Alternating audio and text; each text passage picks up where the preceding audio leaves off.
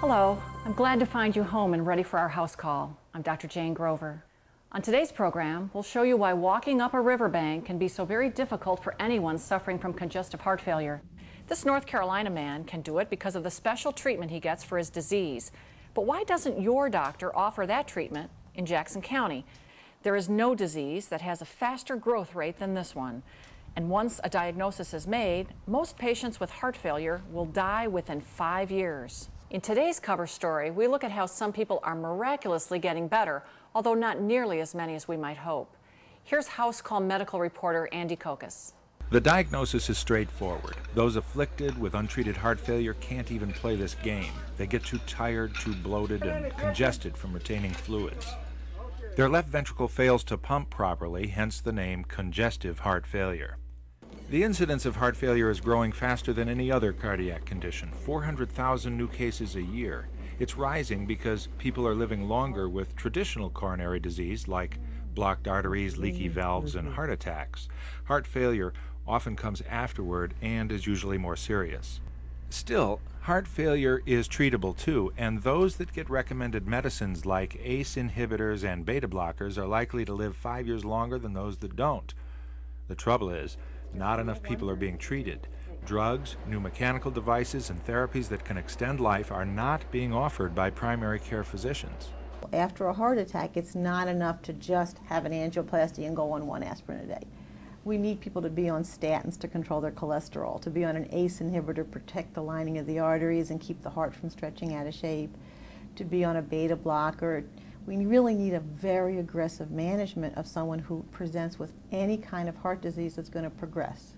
It's alarming to note that despite consensus among experts in using these medications, that is angiotensin converting enzyme inhibitors and beta blockers, less than 20% of the eligible patients are on these medications.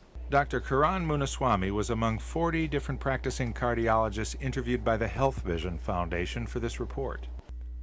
Among the doctors were only minor differences about how heart failure should be treated at various stages, but they became a single chorus of concern about primary care doctors.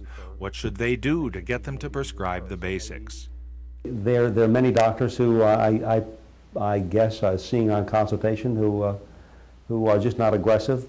Hopefully they will ask for a consultation with a competent cardiologist who then can carry the ball and get the patient taken care of. Jim Pruitt bypassed his primary care doctor. He elected treatment from a cardiologist instead. Before beginning therapy, he could barely walk from his living room to the kitchen. Now he climbs up and down riverbanks to find the right place to fish. Jim got diuretics to get rid of fluids, ACE inhibitors to open blood vessels, beta blockers to stop adrenaline, then to extend his life and make it much more easy to breathe. He got a combination implantable defibrillator and biventricular pacemaker so his ventricles could beat more synchronously. Now, resynchronization is trying to get that contraction action which goes from here and here back to the normal action. And that's actually by putting pacemaker wires on both the right and left sides of the heart. Not everyone needs everything Jim got, but if the heart patient you know is forever short of breath or hasn't at least started the therapies that can help him live longer, maybe it's time he sees someone else. This is Andrew Kokas reporting. Joining me now in the studio is prominent family practitioner in Jackson, Dr. Matt Rosenberg. Dr. Rosenberg is a family practitioner, the kind that gets the finger pointed at him by cardiologists who say family practitioners just may not know enough about heart disease. Dr. Rosenberg, how do you feel about that? Well, I hope they're not pointing their finger at me directly, but you know, I understand where that's coming from. You know, they're seeing the patients in a different light than we are.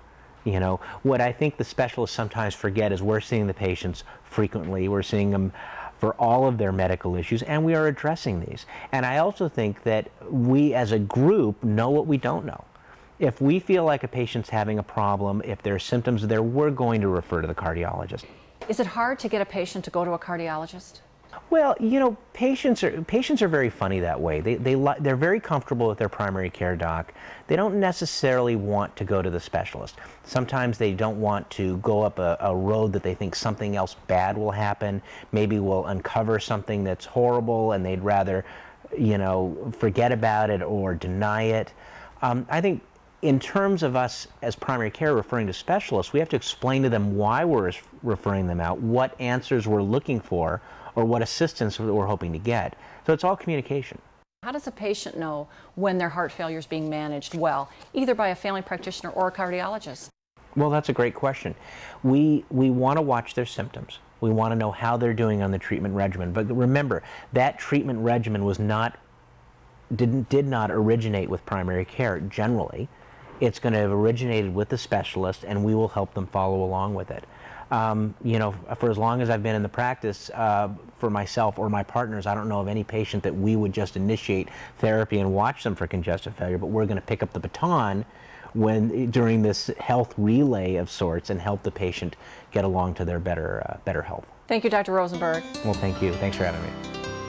We'll be back after the break.